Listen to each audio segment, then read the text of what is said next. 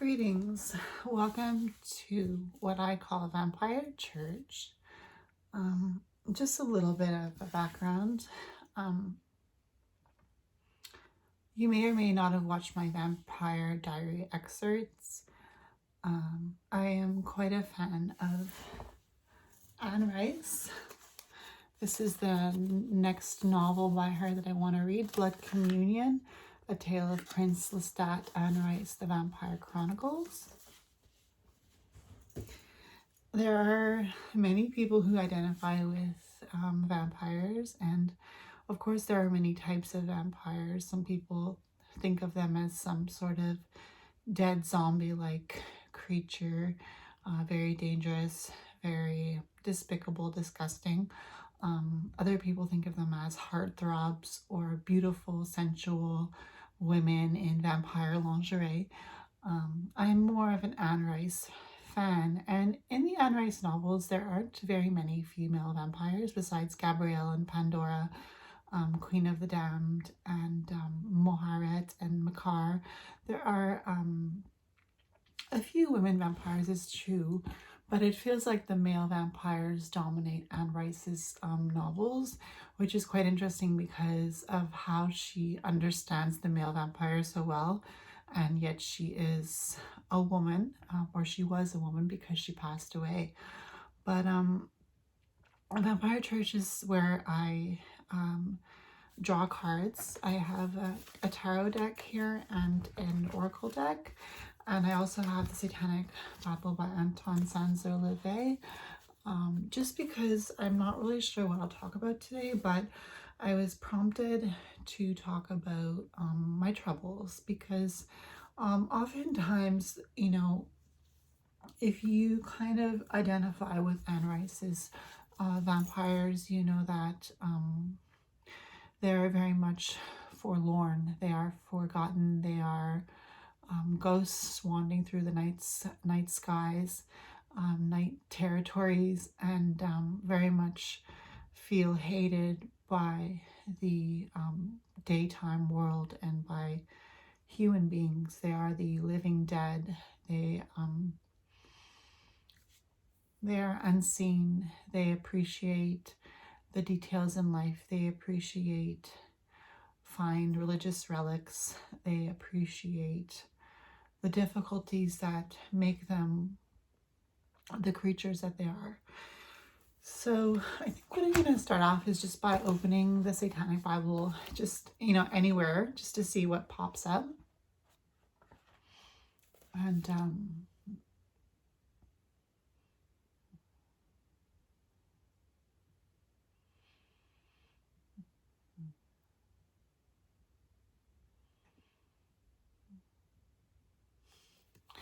all right. So we've opened up to the 9th key, and I'm just going to read it. A mighty guard of fire with 2-edged swords flaming, which contain the vials of delusion, whose wings are of warm wood and of the marrow of salt, have set their feet in the west, and are measured with their ministers. These gather up the moss of the earth as the rich man doth his treasure. Cursed are they whose iniquities they are. In their eyes are milestones greater than the earth, and from their mouths run seas of blood. Their brains are covered with diamonds, and upon their heads are marble stones. Happy is he on whom they frown not. For why? The Lord of righteousness rejoiceth in them. Come away and leave your vials, for the time is such as requireth comfort. It's a very interesting passage. So I'm just going to start with the tarot. And with whatever tarot cards come up, I'm going to speak on what the universal energy of the vampire wants to speak about today at Vampire Church.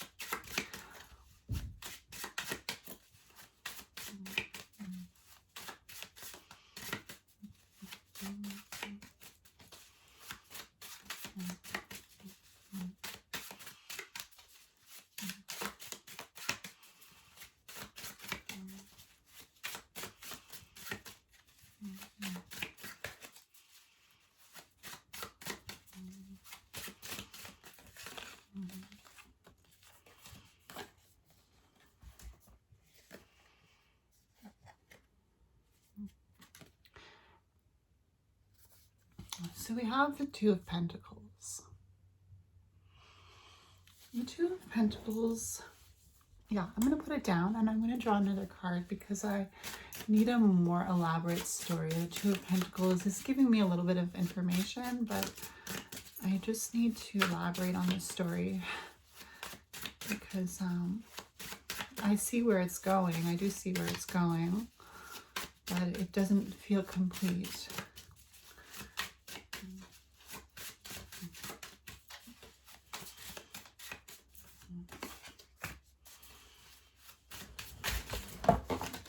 Okay.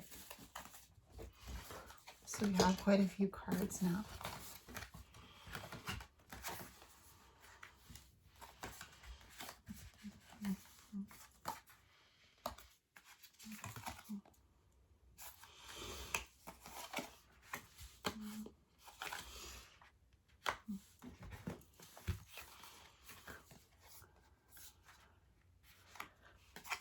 Okay, and I'm just going to draw an oracle card.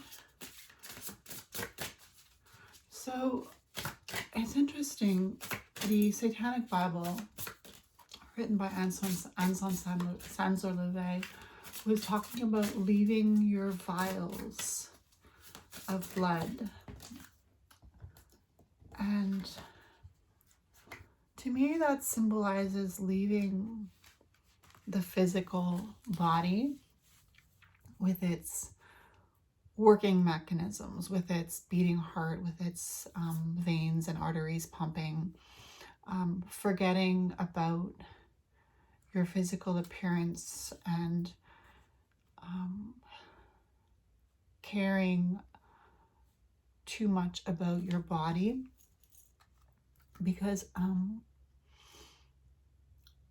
especially for us, we realize that this flesh suit that we are in is very much just a vessel of blood, just a vial of blood. I'm just a vial of blood. Those who identify with the vampires, we're just vials of blood, and of course the life is in the blood. But it's just signifying that it's important not to spend so much time thinking about your outward appearance, because you may be beautiful in many people's eyes, but are you happy? Are you beautiful and unhappy, or are you beautiful and happy? And if you are beautiful and happy, is it because you've forgotten about caring about what the people think about your appearance? Because especially in Anne Rice's novels, of course the vampires know they're beautiful, but it reminds me of a time when Claudia, the child vampire, was so angry with Lestat for making her a child vampire that she chopped off all her hair, and that it grew back, and she screamed. She wasn't in love with her beautiful curls. She was willing to chop them all off in anger because she didn't care about how beautiful her hair was. And the same goes for Gabrielle, Lestat's mother. Lestat made Gabrielle into a vampire as she was lying on her deathbed, and she cut her hair several times, and of course as a vampire it always grew back. But she didn't dress in regal robes, she dressed in jungle garb because she wanted to explore the world. And the reason why I really appreciate Anne Rice and her characters is because they are realistic. It's also like when Lestat made Louis into a vampire, and Louis, of course, everybody wants to be eternally beautiful, but Louis couldn't come to grips with his loss of humanity. And it's almost like her characters are so human, even though they're so mystical and magical and, you know, out of this world. They just really appreciate their human characteristics. And even Lestat in The Body Thief wanted to become a human again so that he could see the sunrise and see the rays of the sun falling on the world around him. And I think one of the things about being a vampire, or feeling like you are one, is that you are humble, you are beautiful, yes, probably in many people's appearances, but I don't think it's always the outward appearance that makes people feel like you're beautiful as much as it's just your humility. The fact that it's your humility in knowing that no matter what you look like, no matter how beautiful others may think you to be, you are simply another creature wandering on this earth, trying to figure out how to be forgiven, trying to figure out how to make it to the next day or the next night. So I drew the card, the Underworld. I'm just going to take my candle. The Underworld, card number 40. Hand over your known, a shift is near. Take a leap, your journey is clear. The Underworld, card number 40. For the Emperor and 0, the Fool. And the Underworld makes me obviously think about the vampire, right? Because they are the damned. They are those with the dark gift. They are the damned. And they are from the Underworld, as many people know from the Anne Rice novels, from Anne Rice's novels. So the Emperor and the Fool, so much power in the vampire, and yet so innocent, just trying to survive. And even if it's off the blood of the rats, or the blood of the poor, or the blood of the criminal, or the blood of the youth, or even if you talk about energetic vampires, feeding off whatever type of energy will help them to survive. When you think about the empath, and how the empath is so sensitive to energies, and how sometimes they have to turn on negative energies to devour that negative energy so that they can continue functioning and working through society. So hand over your known, a shift is near. So this seems to be saying there is a shift coming in this world, and it is important to hand over what you think you know, to take a leap, because the journey is clear. And I feel like that's pretty much what the journey of the vampire is just to be like the Fool in this card 4 and 0, 40, the Emperor and the Fool. Just be like the Fool. The journey is clear, just as the Emperor in card number 4 knows. The journey is clear. The journey is the unknown. The journey is what is happening next. The journey is how is the world changing. The journey is how is the world evolving. How is the world shifting around us. Now I'm just going to read some of we have the Wheel of Fortune, card number 10, which does speak about fate. And underneath it, we have Temperance. So we have card number 10 and card number 14. The Wheel of Fortune and Temperance. The world is shifting, and it is important to be patient with the world as it shifts, because as the world shifts, the people in it shift as well. And this message is the world is changing as it always does. And because we have just exited COVID, and the world is so much different, and yet we are still somewhat the same, and yet it's still changing, and it will always change. And it reminds me of when Lestat goes into the earth for hundreds or 100 or hundreds of years, and comes back in a time where the world is different, and he wants to be a rock star because he hears the music, or he, he climbs into the sun and he burns, and he has to heal himself. This card, Wheel of Fortune, is talking about the fate that we are all dealt, and the card Temperance is talking about how we need to be patient as the world turns. Of course, we want to see things happen quickly because we are quick of mind, but the world is not as quick as the mind. The speed of light is not as quick as the speed of thought. And if it is, it's just as quick. So when you think about the speed of light and how that is how you travel from Earth to a planet outside of this galaxy, and when you think about the mind and how we are bound to this 3D realm and how we travel as quick as a rocket ship would travel to Mars, our mind works so quickly with its axons and neurons and dendrites and electrical impulses, and yet the world in 3D around us works so slowly. And so it's important, as the Wheel of Fortune tells us, to be temperate, to be temperated, to be patient with the changing in the world. Next, we have the Two of Pentacles and the King of Pentacles, which is encouraging us to remember that life is a balance of earthly things. Yes, perhaps we live in a spiritual realm at times where we think that we are immortal, where we think that we are never going to die, or where we think that we are doomed, or where we think that we are damned, or where we think that we are rejected from God and from Satan and from man, and that we are searching for absolution or searching for some sort of religion to save us. And yet the Two of Pentacles and the King of Pentacles reminds us to be strong in our mind.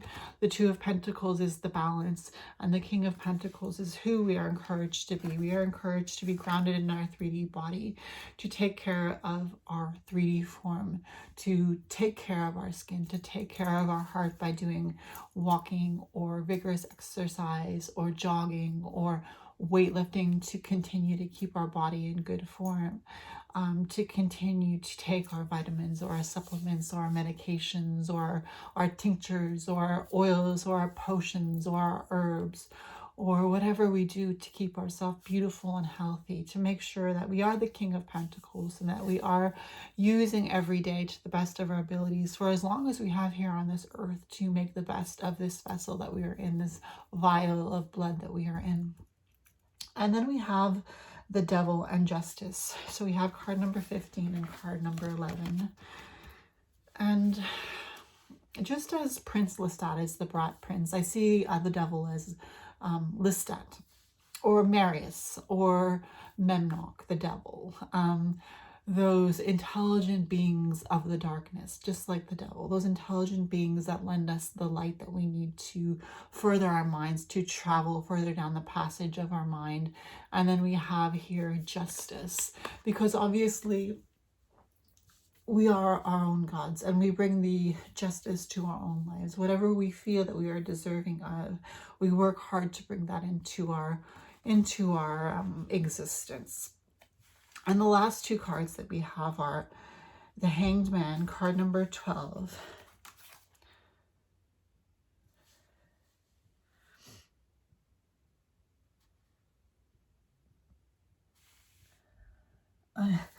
I'm sorry, I see another King of Pentacles.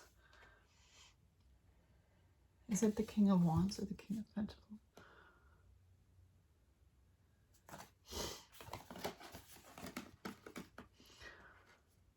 Wow, it looks like it's another King of Pentacles. I guess there's two King of Pentacles. So as you see here, these two both say king, and they have the same emblem on them.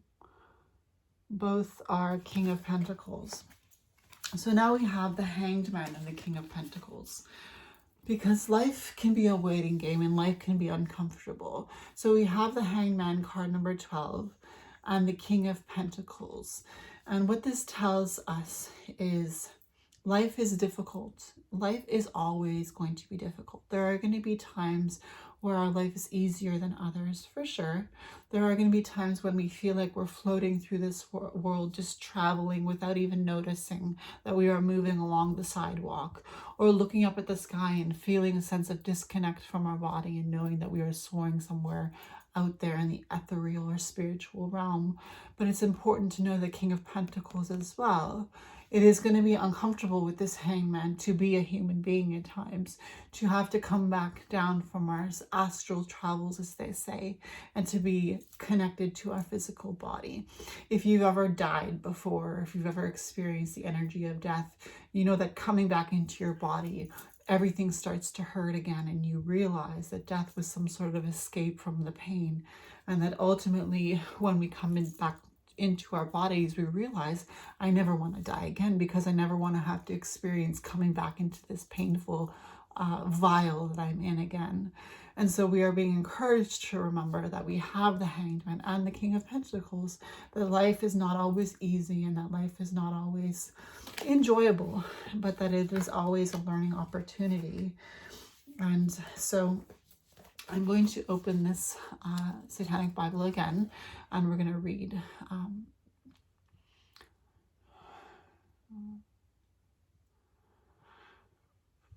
right. I'm going to read the last passage here.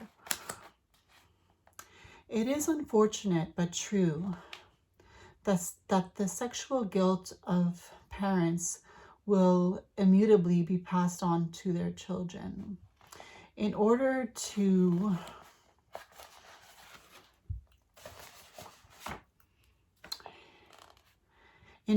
save our children from the ill-fated sexual destiny of our parents, grandparents, and possibly ourselves, the perverted moral code of the past must be exposed for what it is, a pragmatically organized set of rules which, if rigidly obeyed, would destroy us. Unless we emancipate ourselves from the ridiculous sexual standards of our present society, including the so-called sexual revolution, the neurosis caused by those stifling regulations will persist. Adherent to the sensible and humanistic new morality of Satanism, canon will evolve society in which our children can grow up healthy and without the devastating moral exuberances of our existing sick society. So, when I talked about the Hanged Man and the King of Pentacles, it also talks about our sexuality. And as a female, it is very painful to see so many women, my age and younger, my age and older, no matter what the age, being so persistent in being sexual objects.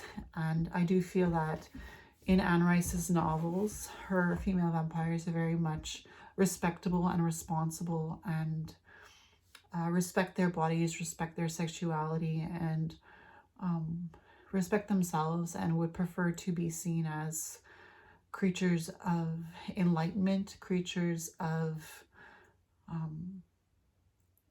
responsibility, creatures of lovers of beautiful things, lovers of jewelry and fine architecture and beautiful books and the knowledge that is in the books and the paintings and the artists and their art and the music and the instruments and the architecture of cities and societies and history and the future, and just learning instead of trying to be an object of lust and desire, which is fine.